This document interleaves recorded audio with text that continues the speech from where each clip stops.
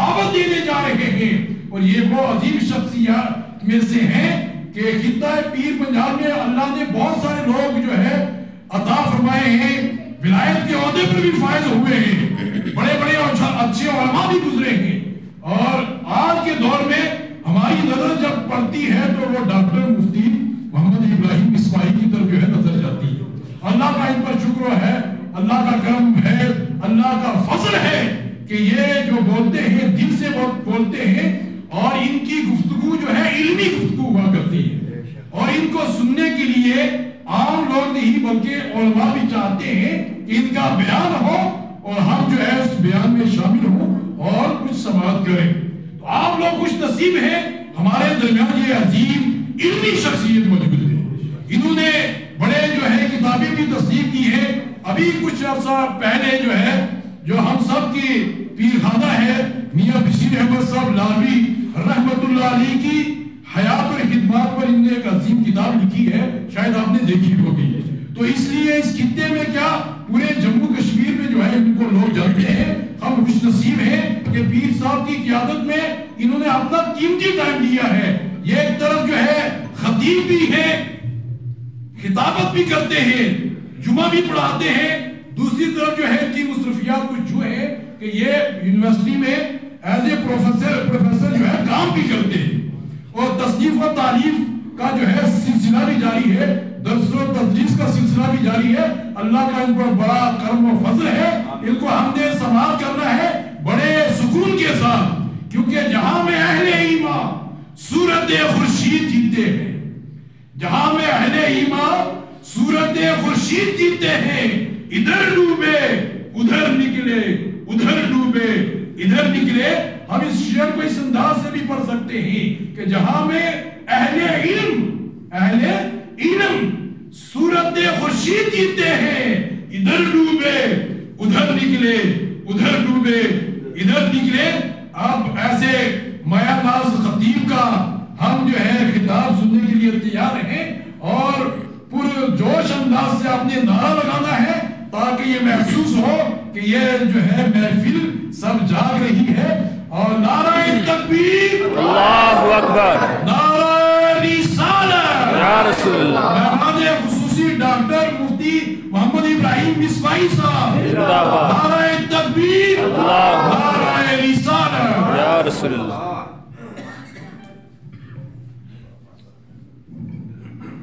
السلام علیکم ورحمۃ اللہ وبرکاتہ۔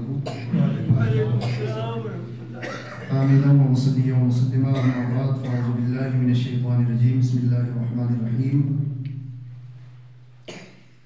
انا نحن نزلنا الذکر و انا له لحافظون۔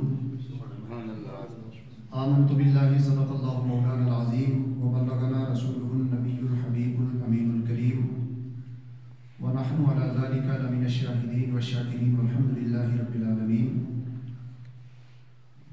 کبھی کبھار ایسا ہوتا ہے کہ اسٹیج پر تعارف کا سلسلہ کسی کی شخصیت سے اونچا ہو جاتا ہے۔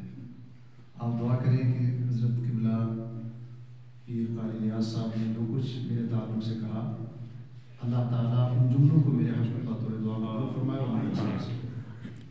باقی میاں محمد بخش علی رحمہ نے فرمایا ہے کہ جس پلے غربت ہون آوے باس ہونا، تو وہ انسان کی گفتگو سے پتہ چل جاتا ہے میں کیا ہوں۔ میں ایک سیدھی سادھی گفتگو کرنے کا عادی ہوں اور ایک مرتب اور سنجیدگی کے ساتھ گفتگو کروں گا، کیونکہ میرا تعلق درسگاہ سے ہے، درسگاہی آدمی ہوں، اور درسگاہی آدمی جب اسٹیج پر آ جاتا ہے اور جو اس کے لیے ماحول بنایا جاتا ہے اس ماحول پہ اگر نہ اتر سکے تو بڑا مشکل ہوتا ہے۔ تو لہٰذا آپ مجھے معذور رکھیں گے، درسگاہی آدمی سمجھ کر آپ سماعت فرمائیں گے۔ اب درسگاہی آدمی کی مجبوری یہ ہوتی ہے کہ وہ محفل میں نعرہ لگے نہ لگے اس سے کوئی پرواہ نہیں، لیکن گفتگو آپس میں نہ ہونی چاہیے۔ آنکھوں میں آنکھیں ڈال کر کے سکون کے ساتھ اگر آپ سماعت فرمائیں گے تو انشاءاللہ میں کوشش کروں گا کہ میں اپنی گفتگو آپ تک پہنچا سکوں۔ آج کا دن بڑا عظیم دن ہے اور بڑا معتبر دن ہے اور تاریخ ساز دن ہے۔ اب اس دن کے حوالے سے میں نے اپنے لمیٹڈ اور محدود مطالعہ کے پیش نظر جو گفتگو تیار کی ہے وہ بڑی طویل گفتگو ہے. اس میں ایک بڑی انتہائی ضروری تمہید اور پھر ایک سلب موضوع اور پھر اس کا خلاصہ، یہ 3 پہلو ہیں گفتگو کے. لیکن چونکہ وقت بڑا مختصر ہے اس لیے تمہید بڑی ضروری تھی، لیکن وقت کے پیش نظر میں تمہید کو قطعاً چھوڑ رہا ہوں. اور اس کے بعد ڈائریکٹ سلب موضوع پر. سلب موضوع میں بھی تقریباً 3 ابواب تھے. ان 3 ابواب میں سے ایک خاص باب کو تھوڑا سا ٹچ کر کے میں نکلوں گا. البتہ میری گفتگو کا جو خاتمہ ہے، جو خلاصہ ہے، تو وہ خاتمہ میں تفصیل کے ساتھ بیان کرنے کی کوشش کروں گا تاکہ جس ادارے کی بنیاد ایک نئے رخ سے آج رکھی جا رہی ہے، ادارہ پہلے سے چل رہا ہے الحمدللہ، لیکن جس نئے منہج سے، جس نئے انداز سے آج اس کا رخ بدل کر کے ایک نئے انداز سے جو شروعات کی جا رہی ہے، تو اس ادارے کا مقصد کیا ہے، یہ ادارے اس طرح کے کیوں قائم کیے جاتے ہیں، ان اداروں کے ساتھ ہمارا رویہ کیا ہونا چاہیے، یہ ادارے ہم سے کیا مانگتے ہیں، یہ چیزیں وہ ہیں جو آج کا پیغام ہوگی اور میری گفتگو کا خاتمہ. یہ آپ ضرور فرمائیں گے. تھوڑی سی آپ اس تمہید، جو میں نے ایک تمہید نہیں تھی لیکن تمہیدی گفتگو میں نے کر لی، اس کے پیش نظر میں ان حضرات سے گزارش کروں گا کہ آپ سامنے تشریف لے آئیں اور درود پاک پڑھیں. اللہم صلی علی سیدنا و مولانا محمد وبارک وسلم. صلاۃ و سلام علیک یا رسول اللہ وسلم علیک یا حبیب اللہ. قرآن کریم کی جو آیت کریمہ میں نے تلاوت کرنے کا شرف حاصل کیا ہے، اس میں اللہ جل شانہ قرآن کی عظمت بیان فرماتا ہے. اِنَّا نَحْنُ نَزَّلْنَا الذِّكْرَ وَإِنَّا لَهُ لَحَافِظُونَ. یقیناً اس قرآن کو ہم نے ہی نازل کیا ہے اور اس کی حفاظت فرمانے والے بھی یقیناً ہم ہی ہیں.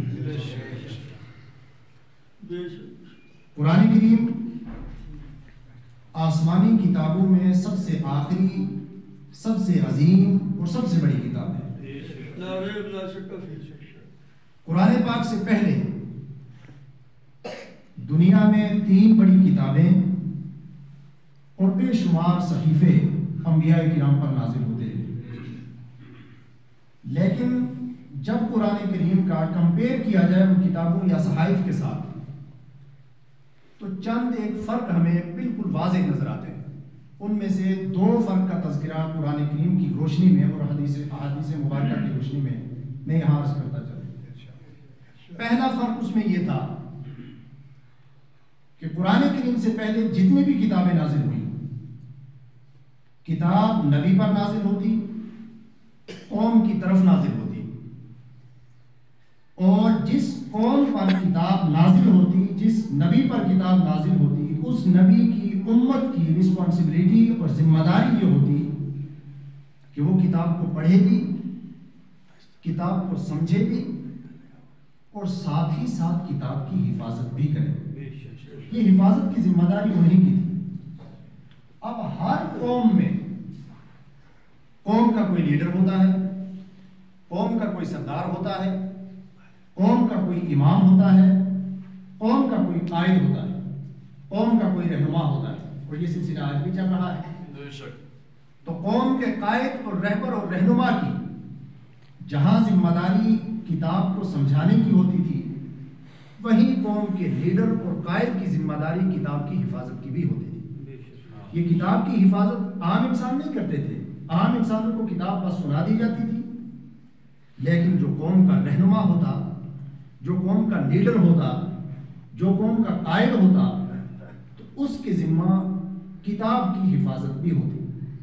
ایک عرصہ تک 30 40 50 سال تک باضابطہ کتاب کی حفاظت کی جاتی، لیکن اس کے بعد چونکہ انسان کے ساتھ نفس بھی ہے، اب وہ قائد اور وہ رہنما جس کے ہاتھوں میں کتاب ہوتی، وہ ادھر اپنے نفس کا مطالعہ کرتا اور ادھر کتاب عظیم کا مطالعہ کرتا. جب نفس کی خواہش اور کتاب کی عبادت دونوں کو آپس میں ٹیلی کرتا، کمپیئر کرتا، تو جو مسائل اس کے نفس کی خواہشات کے خلاف ہوتے، چونکہ ذمہ داری اسی کی تھی کتاب کی حفاظت کی، تو یہ باضابطہ اس آیت کو تبدیل کر کے اپنے خواہش نفس کے مطابق وہاں آیت لکھ دیتا اور لوگوں کو سنا دیتا کہ کتاب کا یہ ہے.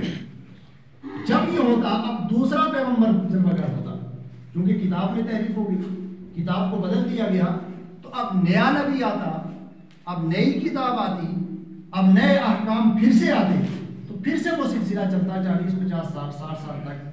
پھر جب یہ سلسلہ ہو جاتا تو اب تیسری شریعت آ جاتی، تیسرا نبی آ جاتا، یہ سلسلہ چلتا رہا۔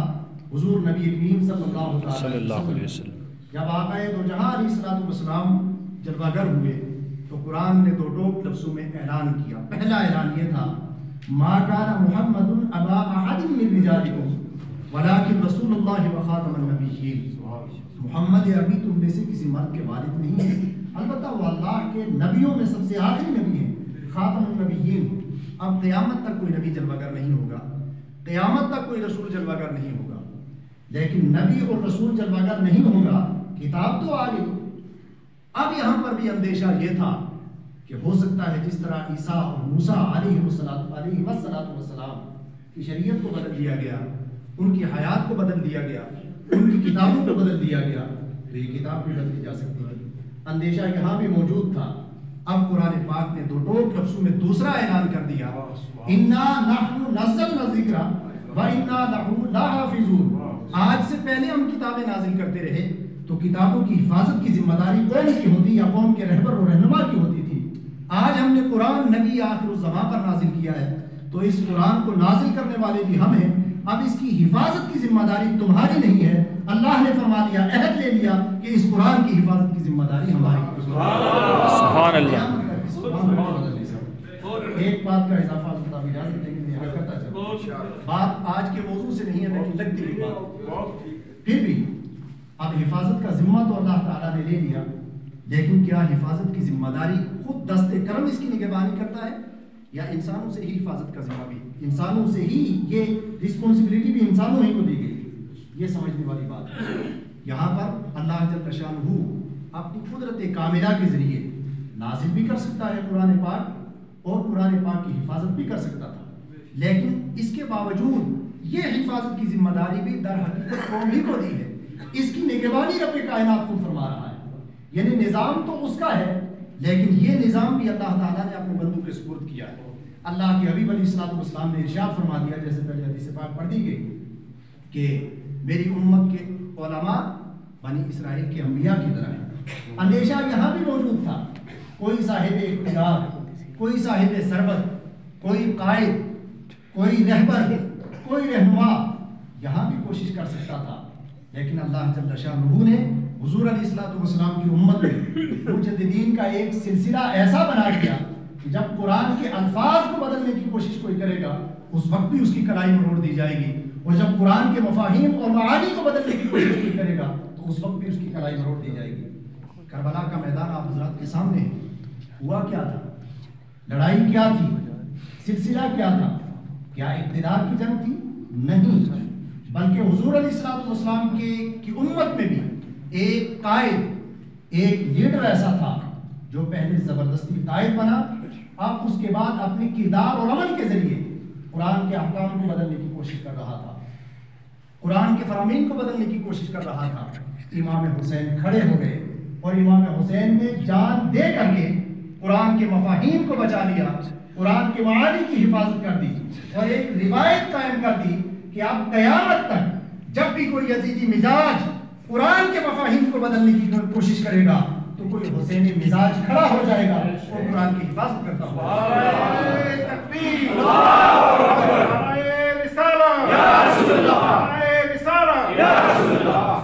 اب حضرت حافظ صاحب کی آپ صدارت فرمائے ہیں، آپ اجازت دیں میں ایک جملہ کہنا چاہتا ہوں یہاں کہ جناب عیسیٰ اور جناب موسیٰ علیہ السلام کی سیرت اور مذہب اس لیے محفوظ نہ رہ سکا کہ وہاں کوئی حسین نہیں تھا، رسول اللہ کا دین اس لیے قائم ہے اور قیامت تک قائم رہے گا کہ یہاں امام حسین موجود ہے۔ جب بھی کوئی بدلنے کی کوشش کرے گا حسین کا کوئی غلام کھڑا ہو جائے گا اور وہ باضابطہ اس فتنے کی کلائی مروڑتا ہوا نظر آئے گا۔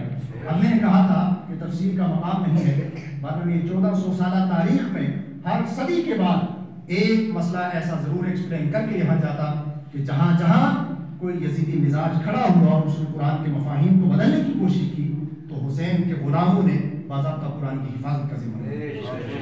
بہرحال فرمایا گیا پہلا فرق یہ تھا کہ اگلی کتابوں کی حفاظت کی ذمہ داری خداوند قدوس نے نہیں دی تھی، لیکن قرآن کی حفاظت کی ذمہ داری خداوند قدوس، حفاظت اپنے بندوں سے کروا رہا ہے، لیکن ذمہ داری رسپانسبلٹی یہ خداوند قدوس کی۔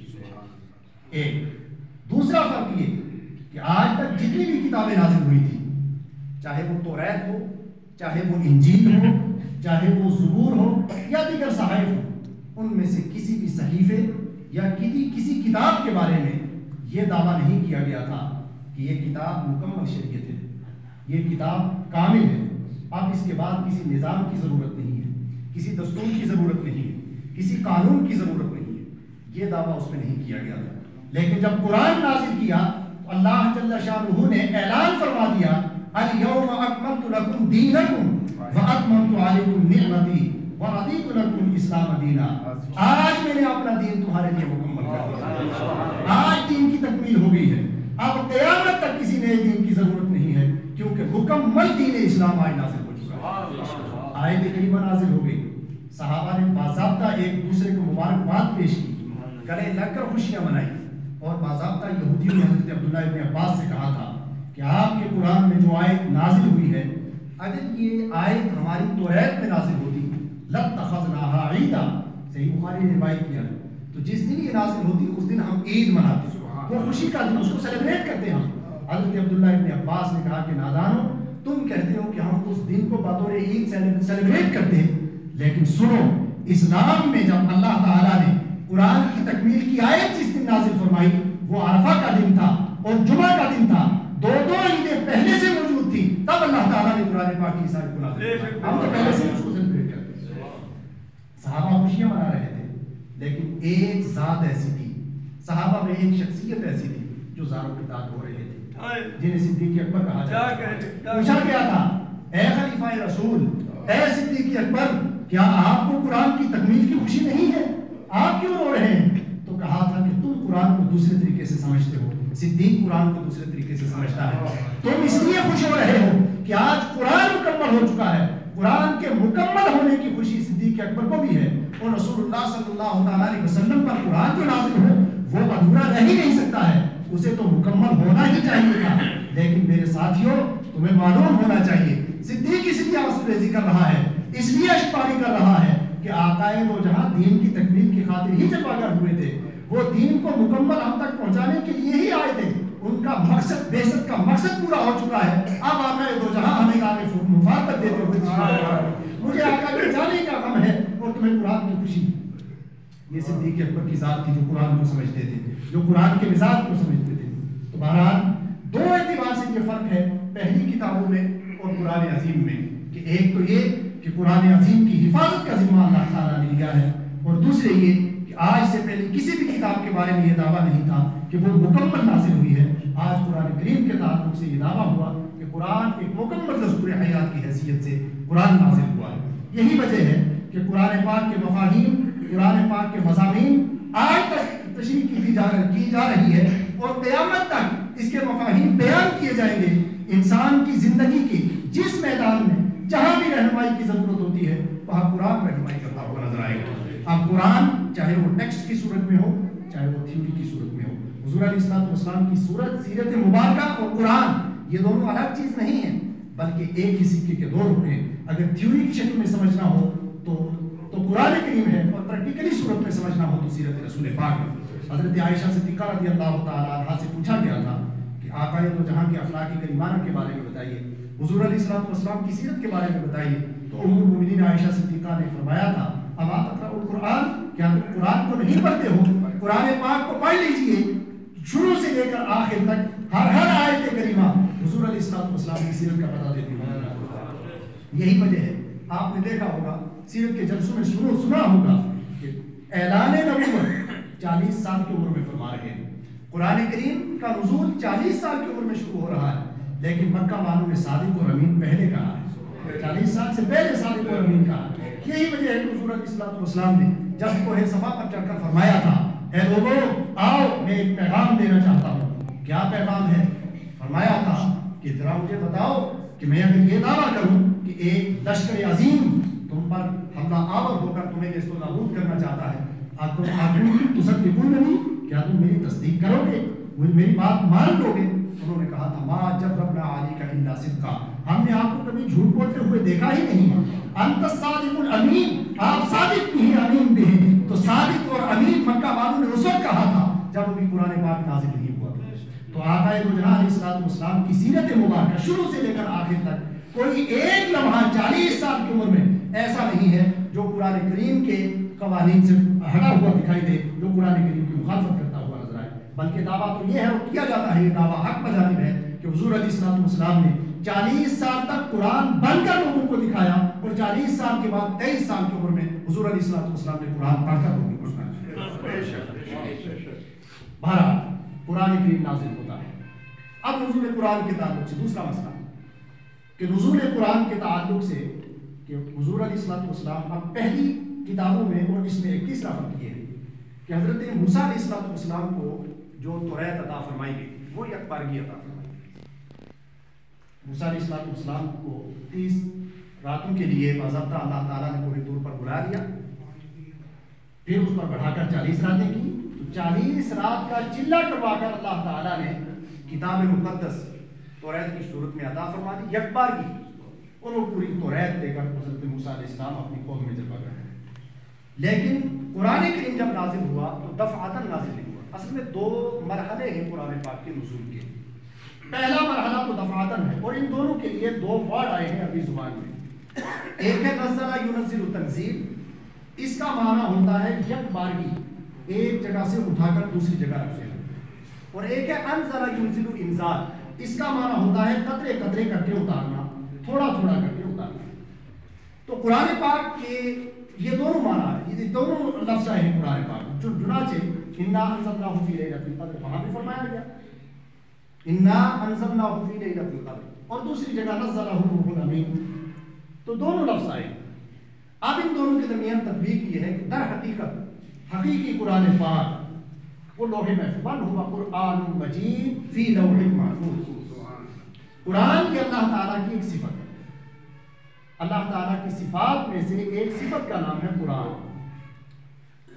اور یہ کلام الہی اللہ تعالیٰ کی صفت ہے جو لوح محفوظ میں. اب دلچسپی سے خالی نہیں ہوگی بات کہ میں ایک تاریخی اور ورق یہاں پر الٹتا چلوں کہ در حقیقت لوح محفوظ وہ جگہ تھی جہاں عام فرشتوں کی رسائی نہیں تھی. صرف حضرت جبریل امین کبھی کبھار لوح محفوظ کے قریب جا سکتے تھے, دوسرا کوئی فرشتہ لوح محفوظ کے قریب نہیں جاتا. جبریل امین جب لوح محفوظ کے قریب ہوتے, وہاں سے قرآن کریم کی آیات بینات ملاحظہ کرتے اور آسمان دنیا پارا کر فرشتوں کو سنا دیتے. فرشتوں کو اشتہا ہوئی کہ آخر کتنی عظیم کتاب ہے, کتنا عظیم کلام ہے یہ, کس قدر بابرکت اور باعظمت کلام ہے یہ. تو خدا کی بارگاہ میں فرشتوں نے عرض کیا کہ مولا جبریل امین کی تو وقتاً فوقتاً رسائی ہوتی ہے, ہم یہ چاہتے ہیں کہ تیری یہ پوری نورانی مخلوق قرآن کریم کے فیوز و برکات سے فیضیاب ہو. تو لہٰذا مولا کوئی ایسا سامان پیدا کر کہ ہم سارے فرشتے اس سے محسوس ہو سکیں. فرشتوں کی اس دعا کو اللہ تعالیٰ نے قبول فرمایا اور قرآن کریم کو لیلۃ القدر میں لوح محفوظ سے آسمان دنیا پر یک بارگی نازل فرمایا. یہ فرشتوں کی دعا کا نتیجہ اور مشیت خدا بندی تھی. بہرحال قرآن پاک نازل ہو گیا. اب ہر فرشتہ براہ راست قرآن کی تلاوت بھی کرتا, قرآن کے فیوز و برکات سے فیضیاب بھی ہوتا. قرآن تو وہ عظیم کتاب ہے کہ جس کا پڑھنا بھی عبادت, جس کا سننا بھی عبادت, جس کا دیکھنا بھی عبادت, جس کا چھونا بھی عبادت. ایسی دنیا میں کوئی دوسری کتاب نہیں ہے کہ جس کی زیارت کرنے سے عبادت ہو جائے. وہ محض قرآن پاک ہے. آپ کو کچھ نہیں آتا. فقہا فرماتے ہیں آپ قرآن کے اوراق کھولیے اور ہر سطر پر انگلی رکھتے جائیے, جس جس لفظ سے آپ کی انگلی گزرتی جائے گی آپ کے نامہ اعمال میں نیکیوں کا اضافہ. قرآن تو اتنی بابرکت کتاب ہے, لیکن مقصود قرآن برکت فراہم کرنا نہیں, مقصود قرآن کو چھوڑنا. اب فرشتوں کے لیے قرآن برکت ہی برکت, فرشتوں کے لیے قرآن عظمت ہی عظمت, فرشتوں کے لیے قرآن شرافت ہی شرافت. اب عظمت, شرافت اور برکت سے جب فرشتے محسوس ہوئے اور قرآن کے مفاہیم پر فرشتوں کی نگاہ پڑی تو انہوں نے خدا کی بارگاہ میں عرض کی مولا وہ کتنی عظیم قومیں ہیں، وہ کتنے عظیم لوگ ہیں کہ جن کی زندگی کے احکام و فرامین تیری اس مقدس کتاب میں درج ہے۔ اب دیکھیے یہ قرآن فرشتوں کے لیے نازل نہیں ہوا ہے، قرآن ہدایت ہے فرشتوں کے لیے نہیں، وہ تو نور ہی ہے۔ لا یعصون ما امر اللہ به، قرآن نے فرمایا وہ تو ایسے ہی اللہ تعالیٰ جو حکم دیتا ہے اس کی خلاف ورزی کر ہی نہیں سکتے، اس لیے کہ احکام الہی کی خلاف ورزی کروانے کے لیے اندر نفس موجود ہوتا ہے، وہ خدا کے حکم کی خلاف ورزی کرواتا ہے، اور فرشتوں کے اندر وہ نفس ہی نہیں، اس لیے فرشتے وہ کر ہی نہیں سکتے۔ تو آخر کس کے لیے یہ رہنمائی کی کتاب تھی؟ یہ انسانوں کے لیے تھی۔ تو فرشتوں نے خدا کی بارگاہ میں عرض کی مولا وہ کتنی عظیم مخلوق ہے کہ جس کے لیے احکام و فرامین ہیں، ایک قانون کی کتاب ہے، آپ قانون پڑھتے جائیے آپ کو ثواب ملتا جائے گا۔ قانون تو یہ ہوتا ہے کہ اس پر زندگی گزاری جائے، لیکن محض قانون پڑھ کر کے سنا دیجیے اس سے ثواب مل جائے، یہ محض قرآن کریم ہے، دوسرا کوئی نہیں۔ تو کہا کہ جب قرآن کے دیکھنے سے ہمیں اتنی برکتیں حاصل ہو رہی ہیں تو وہ کتنی بابرکت قوم ہوگی جس قوم کی طرف یہ قرآن، جس کے لیے قانون ہے، جس کے لیے دستور حیات ہے، جس کے لیے باضابطہ انسٹیٹیوشن ہے۔ ارشاد فرمایا گیا کہ وہ میرے محبوب کی امت ہے، وہ ہم اور آپ تھے، یہ ہمارے لیے۔ تمہارا دفعتاً قرآن پاک لوح محفوظ سے آسمان دنیا پر بیت المعمور پر نازل ہوا۔ اب حضور علیہ السلام کی عمر شریف جب 40 برس کی ہوئی تو حضور علیہ السلام پہلے سے غار حرا میں جا کر کئی دن تک عبادت کرتے تھے، اور باضابطہ انتظار تھا کہ کب قرآن نازل ہو۔ انتظار میں کئی عرصہ گزر گیا، انتظار تھا۔ یہ میں اس لیے کہہ رہا ہوں، یہ لفظ بار بار اس لیے تکرار کر رہا ہوں کہ ایک تاریخی غلطی کی طرف میں یہاں پر اشارہ کر کے، نشاندہی کر کے اس کی اصلاح کرنا چاہتا ہوں، اس لیے کہ بہت سارے لوگ پڑھے لکھے ہیں، آپ حضرات پڑھیں گے تو در حقیقت یہاں تاریخ نویس میں جب اس واقعے کو لکھا ہے تو یہاں بہت بڑی خطا کی ہے۔ حضور علیہ السلام پر جب کئی دن کے انتظار کے بعد جب پہلی وحی نازل ہوتی ہے، جبریل امین قرآن کریم لے کر نازل ہو جاتے ہیں، اب انتظار کے لمحات ختم ہو جاتے ہیں، آپ انتظار سے بیٹھے، کب خصوصی مقرر آئے اس کی تقریر میں اب اعلان ہوتا ہے کہ اب انتظار کی گھڑیاں ختم، اب آنے والا آ چکا ہے۔ تو کائنات کے انتظار کی گھڑیاں تو ختم ہو چکی تھی، آنے والا آ چکا تھا، جس کا اعلان آج تک ہم کر رہے ہیں۔ پیغمبر اعلان کرتے رہے کہ آنے والا آ رہا ہے، اور ہم سب اعلان کر رہے ہیں کہ آنے والا آ چکا ہے۔ بس اتنا ہی تو فرق ہے میلاد رسول کے جلسوں میں، وہ کہہ رہے تھے وہ تشریف لانے والے ہیں، ہم کہہ رہے ہیں وہ تشریف لا چکے ہیں۔ اب قرآن کے انتظار کے لمحات بھی ختم ہو چکے، اللہ کی طرف سے قلب مصطفیٰ پر قرآن کا نزول۔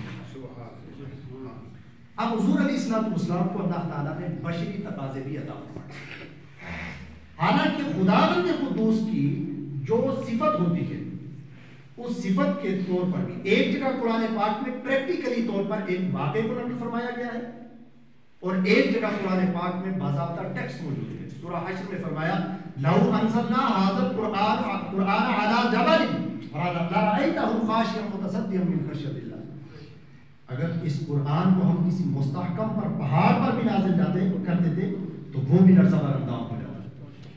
یہ جلال ہے، یہ صفت الہی، اور یہی صفت، یہی تجلی الہی جب موسیٰ علیہ السلام نے بار بار عرض کی تھی انظر الیہ، پروردگار مجھے آپ دکھا، میں دیکھنا چاہتا ہوں۔ فرمایا لن ترانی، تو نہیں دیکھ سکتا، ولکن انظر الی الجبل، لیکن اے موسیٰ اس پہاڑ کی طرف دیکھو، میں اپنی تجلی کا چھوٹا سا حصہ اس پر ڈالتا ہوں، اگر وہ سلامت رہا تو تم مجھے دیکھ سکو۔ فلما تجلی ربہ للجبل جعلہ دکا وخر موسیٰ صاعقا، قرآن کہتا ہے اب وہ تجلی جب نازل ہوئی تو تجلی کو موسیٰ علیہ السلام نے نہیں دیکھا، بلکہ جس پہاڑ پر تجلی نازل ہوئی اب اس پہاڑ کی جو کیفیت، جو حالت ہوئی تھی، اب وہ حالت موسیٰ علیہ السلام نے دیکھی، تجلی نہیں دیکھی براہ راست۔ موسیٰ علیہ السلام برداشت نہ کر پڑے، فخرنا موسیٰ صاعقا، بے ہوش ہو کر گر پڑے۔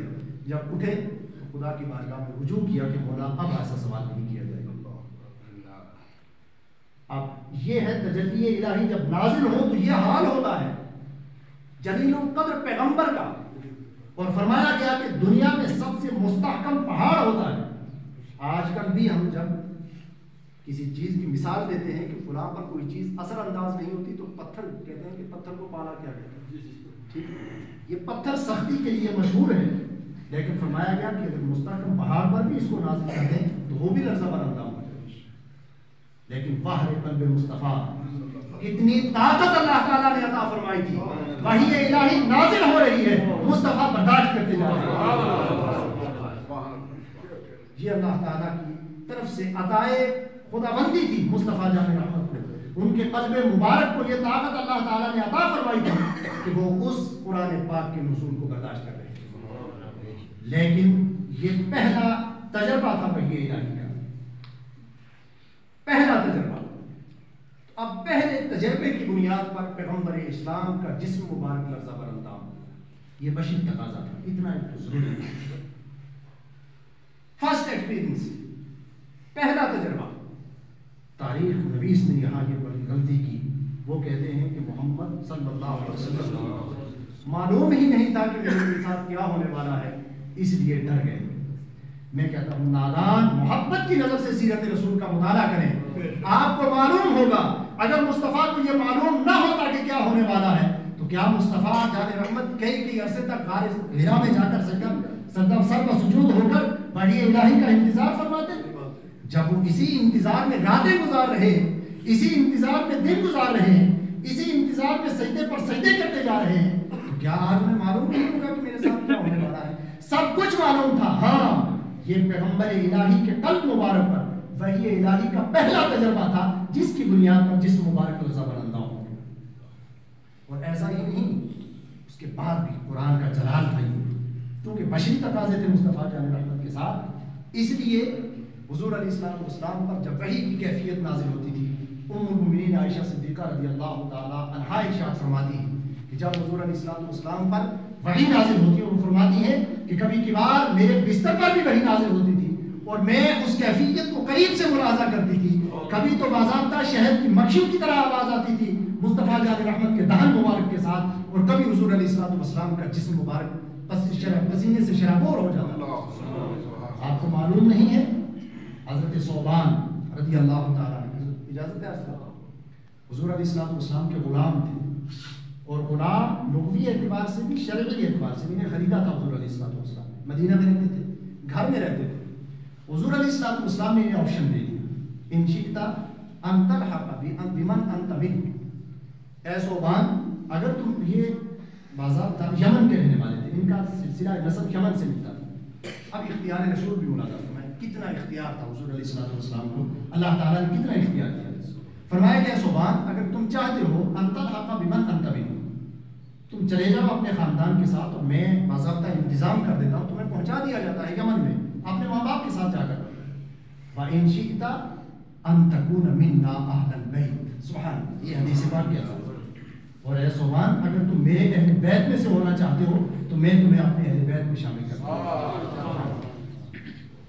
یہ اختیار رسول تھا. اہل بیت گھر کے افراد ہوتے ہیں.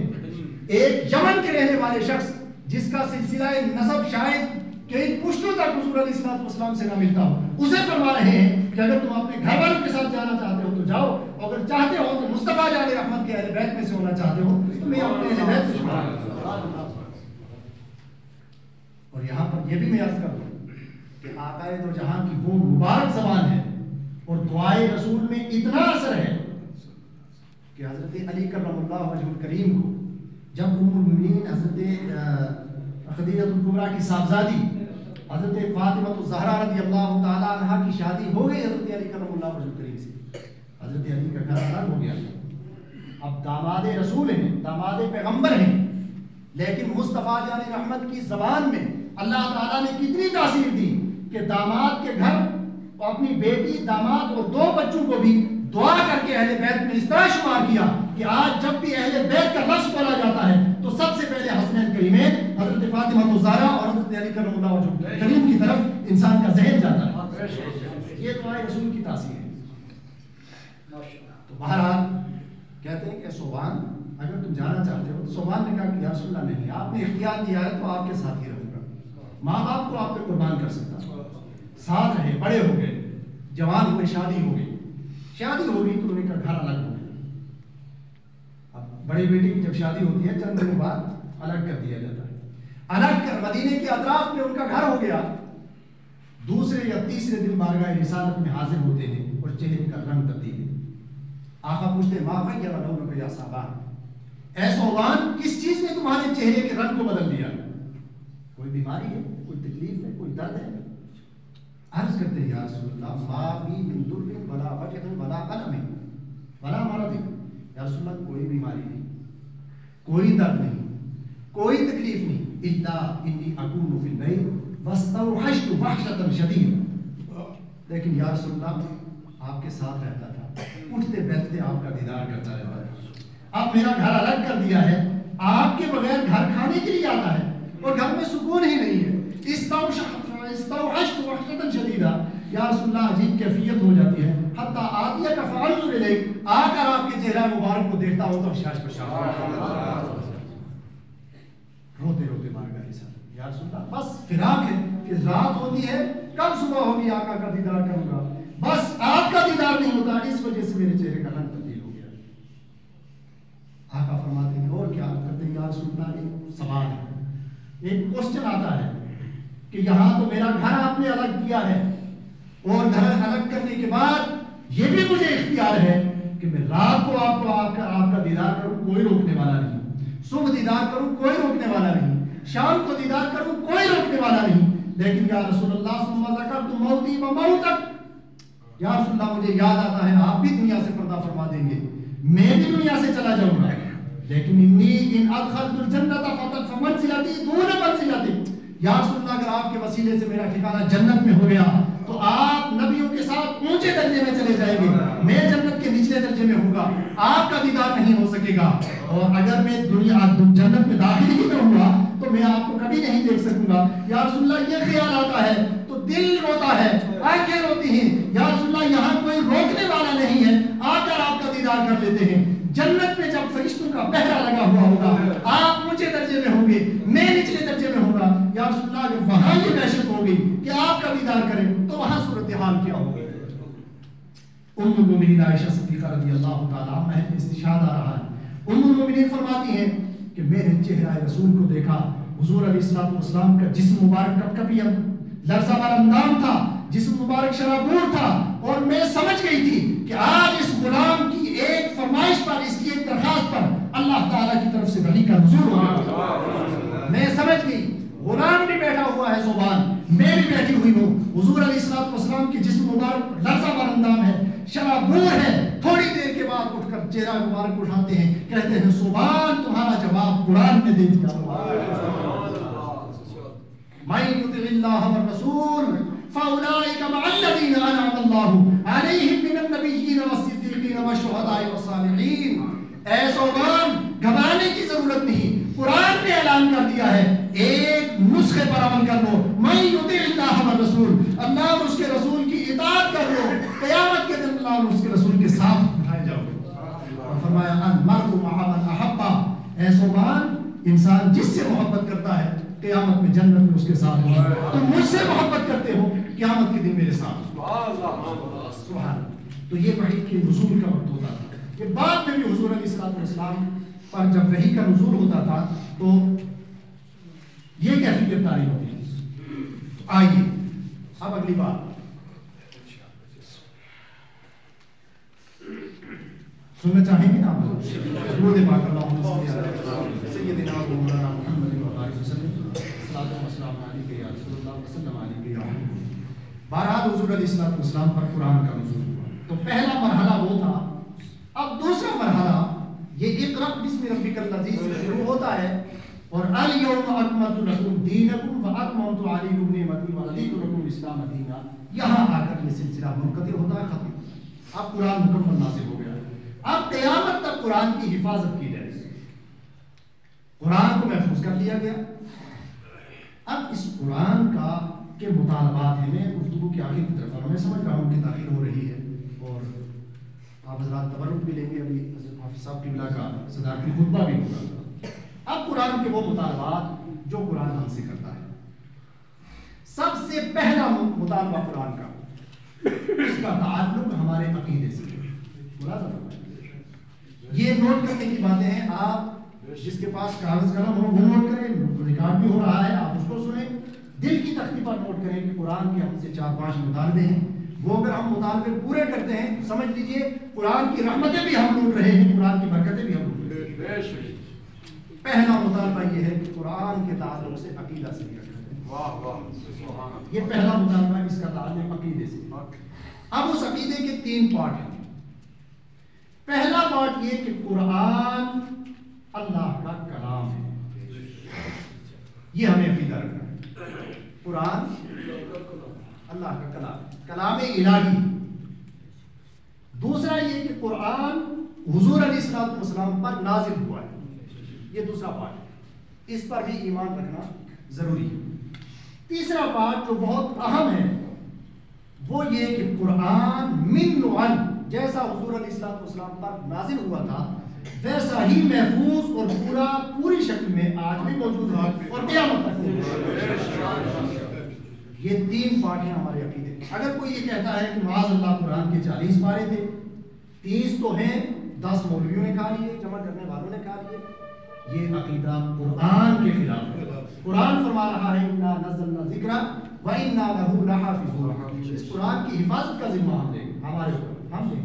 یہی وجہ ہے کہ دنیا میں کوئی ایسی کتاب نہیں ہے کہ جس کتاب کو اگر سمندر میں ڈال دیا جائے تو پھر بھی کتاب کے ماننے والے اپنی زبان سے اس کو لکھوا دیں. وہ تنہا قرآن ہے کہ آج سارے نسخے جمع کر کے سمندر میں ڈال دیے جائیں, پھر بھی قوم کے چھوٹے چھوٹے بچے اٹھ کر کے اور وہ سنائیں گے بھی اس طور پر. یہ بھی قرآن کا اعجاز ہے.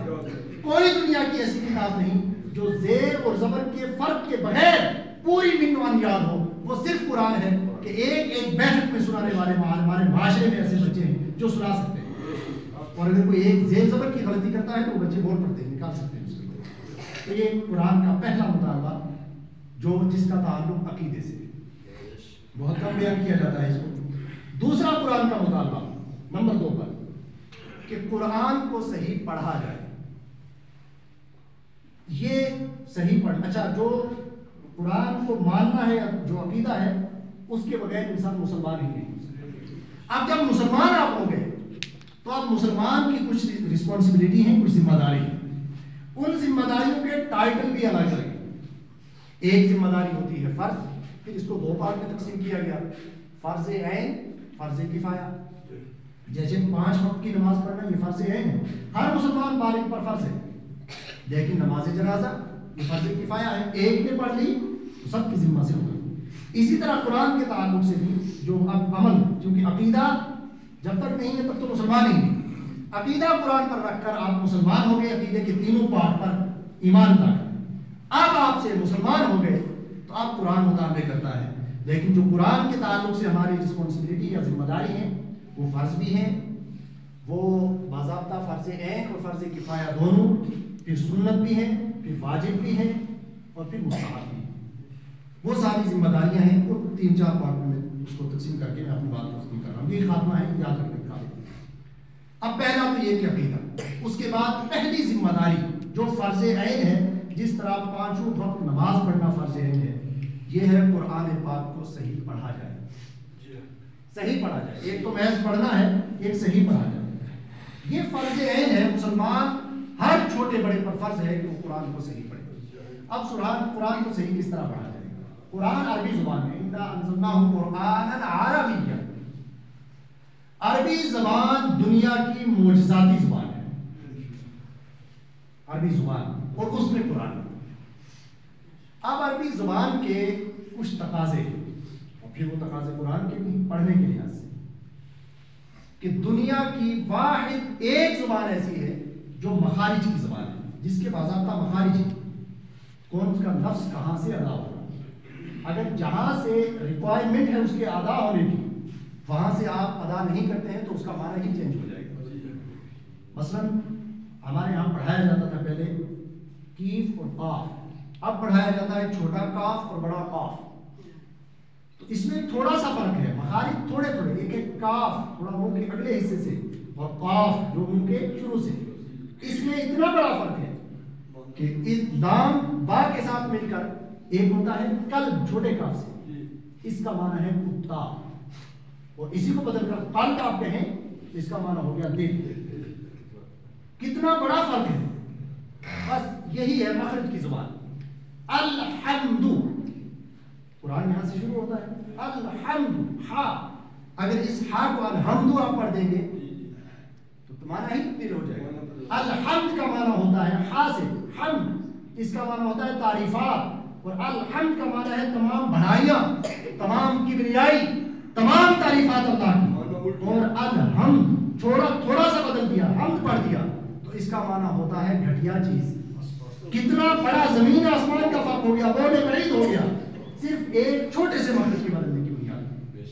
دنیا کی واحد زبان ہے عربی زبان, جس کو مخارج کی زبان کہا جاتا ہے. دنیا کی کسی دوسری زبان میں مخارج کا تصور نہیں. تو قرآن کو مخارج کے ساتھ پڑھنا, جہاں سے ریکوائرمنٹ ہے وہاں سے ادا کرنا. واد اور لال, ناظارہ اور نوظارہ, کتنا بڑا فرق ہو جاتا ہے. حالانکہ دونوں نرم لہجے کے ساتھ ادا کیے جاتے ہیں, لیکن ناظارہ ینظر کا معنی ہوتا ہے زال سے, اس کا معنی ہوتا ہے ڈرانا, اور ناظارہ ینظر جب زوا سے ہوتا ہے تو اس کا معنی ہوتا ہے دیکھنا. کتنا بڑا فرق ہو جائے گا اگر تھوڑا سا اس میں توجہ نہیں کریں گے. تو یہ مخارج کی زبان ہے. یہ جو چھوٹے چھوٹے مدرسے ہوتے ہیں اصل یہاں سے یہی بڑا کام ہوتا ہے, مخارج یہیں سکھایا جاتا ہے. بڑے مدارس میں, بڑی یونیورسٹی میں مخارج نہیں پڑھائے جاتے, مخارج مکاتب میں پڑھائے جاتے ہیں, جہاں الف با پڑھا جاتا ہے ان بچوں کو پڑھائے جاتے ہیں. یہی میں کہتا ہوں کہ سب سے بڑی قربانی ہمارے ہاں وہ ہمارے چھوٹے چھوٹے مولوی دیتے ہیں, جو باضابطہ مکاتب میں مخارج کے ساتھ بچوں کو پڑھاتے ہیں. وہ بڑی بڑی یونیورسٹی کے پروفیسر اور بڑے بڑے استادوں سے بڑا کام کرتے ہیں. وہ شاباش کے مستحق ہیں, وہ نذرانے کے مستحق ہیں جو مخارج کے ساتھ پڑھتے ہیں. اسی لیے مکاتب کو باضابطہ مضبوط کیا جائے اور مکاتب میں اچھے اساتذہ رکھے جائیں جو مخارج کے ساتھ بچوں کو قرآن پڑھائیں. آپ کے ادارے کا نام ہے معہد الدراسات الاسلامیہ والعربیہ. زبان بھی عربی میں, سبحان اللہ. ہمارے یہاں مدارس کے نام کا عربی میں تصور نہیں ہے. ڈاکٹر اشتیاق صاحب میرے بڑے خاص دوست ہیں, قریبی ساتھی ہیں, مشاورت ہمارے ساتھ ہوئی. سید امتیاز صاحب, سید ریاض صاحب قبلہ پیر صاحب کی سربراہی میں انہوں نے یہ نام تجویز کیا. یہ دور اندیشی ہے ان کی. ڈاکٹر صاحب آپ کو بھی مبارک. میں مبارک بڑی کم دیتا ہوں لیکن آج دے دیتا ہوں. میں تعریف کا قائل نہیں ہوں, کبھی کبھار علماء ناراض بھی ہو جاتے ہیں اسٹیج پر ہمارا نام نہیں, بہت ساری اور باتیں کرنے کی ہوتی ہیں. بہرحال مبارک ہو آپ سب حضرات کو. آپ نے آج سے پہلے مکتب کی صورت میں تھا, آج سے باضابطہ ادارے کی صورت میں یہ چلنے والا. تو یہاں آج تک گویا کہ اب آگے میں آ رہا, آج تک فرض عین کی ذمہ داری ادا کی جا رہی تھی, آج کے بعد فرض کفایہ کی ذمہ داری بھی ادا کی جائے گی. یہاں اس کی طرف میں آ رہا. تو قرآن کا پہلا مطالبہ یہ ہے کہ قرآن کو مخارج کے ساتھ پڑھا جائے. یہ فرض عین ہے ہر شخص پر. اور جو فرمایا گیا اطلب العلم من المہد الی اللحد, کہ قرآن کو قبر کی کوٹھڑی تک سیکھو, مرد اور عورت سب. یہ فرض عین ہے, یہ قرآن اس طرح سیکھا جائے کہ مخارج کے ساتھ اس کو پڑھا جائے. تو یہ پہلا مطالبہ. دوسرا مطالبہ قرآن کا کہ قرآن کو یاد کیا جائے, حفظ کیا جائے. یہ سنت ہے. سنت کا بھی ایک مرتبہ ہے باضابطہ اسلام کی طرف. سنت کہتے ہیں حضور علیہ الصلوۃ والسلام کے عمل. پھر آپ کو تقسیم ہو جاتی ہے سنت موقدہ اور سنت غیر موقدہ. سنت موقدہ تاکیدی سنت ہوتی ہے, سنت غیر موقدہ بس اتنا قرآن پڑھنا کہ جس سے نماز ہو جائے, اتنا یاد کرنا یہ بھی ضروری ہے, یہ بھی فرض کہ اس میں آتا ہے. اور سورہ فاتحہ باضابطہ یاد کرنا واجب کے قبیل میں آتا ہے, لیکن پورے قرآن کو یاد کرنا یہ سنت رسول. سب سے پہلے کائنات میں حافظ محمد رسول اللہ صلی اللہ علیہ وسلم. سب سے پہلے حافظ محمد رسول اللہ صلی اللہ علیہ وسلم. جتنا قرآن صاحب پر نازل ہوتا تھا حضرت جبریل امین پورا قرآن, اب شوق کتنا تھا حضور علیہ السلام کا, اشتہا کتنی تھی. جب بھی قرآن کی کوئی آیت نازل ہوتی جبریل امین لے کر نازل ہوتے, جلدی جلدی حضور علیہ السلام پڑھتے, تاکہ کوئی زیر زبر, ادھر بہت بڑی رسپانسبلٹی تھی کہ جیسا قرآن سنا گیا ویسا ہی پہنچا دیا جائے, بہت بڑی ذمہ داری تھی. اس لیے حضور علیہ السلام جلدی جلدی پڑھتے. قرآن نے اعلان فرما دیا لا تحرک به لسانک لتعجل به ان علینا جمعہ وقرآن. اے میرے محبوب آپ جلدی مت کیجئے, قرآن کو پڑھنے میں جلدی نہ کیجئے. اس قرآن کو من و ان جمع کرا کے آپ کے سینے میں محفوظ کرنا یہ تو میری ذمہ داری ہے. ان علینا جمعہ وقرآن, اس کو آپ کے سینے میں محفوظ کرنا یہ ہماری ذمہ داری ہے. تو بہرحال हुजूर अलैहिस्सलाम कायनात में सबसे पहले हाफिज, सबसे पहले। अब जो हिफ्ज करेगा वो सुन्नत रसूल पर अमल करेगा। अब उसके फजाइल क्या है वो आप सुनते रहे हैं कि क़यामत के दिन उसके माकुल बिसता कुल बिसबालिगा होता जाएगा उम्र क़यामत ज़ौहु मिस्ल ज़ौइ शम्स, सूरज से ज्यादा चमकता ताज उसके माँ बाप को पहनाया जाएगा। जब माँ बाप को ताज पहनाया जाएगा तो हिफ्ज करने वाले की शान क्या? हर फजाइल की तरफ में नहीं जाऊंगा, मुझे अहकाम बताने। तो दूसरा मुतालबा जो सुन्नत है वो ये कुरान को याद किया जाए।